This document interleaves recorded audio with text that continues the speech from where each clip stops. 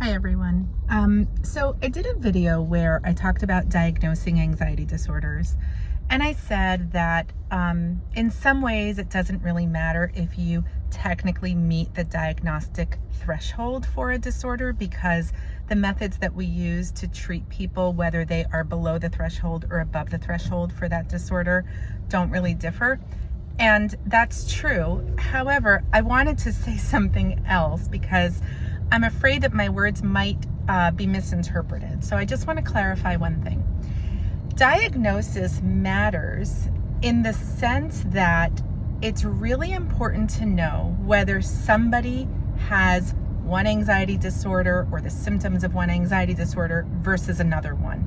So for example, if you go to see a clinical psychologist and the person doesn't carefully diagnose you and go through a process of differential diagnosis, sort of ruling out other conditions that might explain your symptoms, then they might end up treating the wrong anxiety disorder. So for example, let's say that you have panic attacks and you go to a clinical psychologist and that psychologist says, oh, this person has panic attacks. Maybe she has panic disorder. Maybe it's just under the threshold for panic disorder, but it doesn't matter. She has panic attacks, so I'm going to treat her panic symptoms. That might be a grave error. And here's why. Sometimes we don't know whether panic attacks are due to panic disorder or whether they are due to something like social anxiety disorder or obsessive compulsive disorder or a specific phobia, because panic attacks can happen across many different disorders. And so there are rules for figuring out whether the panic attacks are due to panic disorder or whether they're due to a different anxiety disorder, like for example, social anxiety disorder. And you have to, as the clinician, you have to know what the source of those panic attacks is so that you can develop a treatment that is effective for treating that particular disorder. That treatment looks very different for panic disorder versus for something like social anxiety disorder with panic features.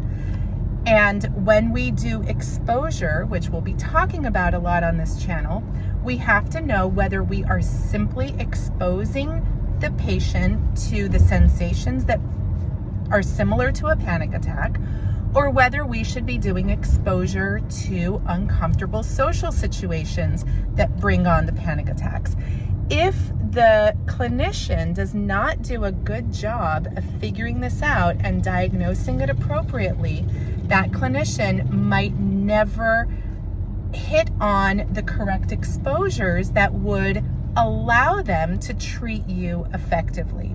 So what I said about, it often not mattering whether you are above the threshold or just below the threshold for a particular disorder, that is true. But what does matter is figuring out what the source of your anxiety is, whether it is the symptoms of one particular disorder or the symptoms of another particular disorder, or maybe it's both of those disorders. That matters, and that is why it is very important to go to a clinician who can do a really good job and a skilled job at diagnosing you and engaging in a process of differential diagnosis where they can tease these things apart and figure out what the source of your suffering is and what the source of your anxiety is.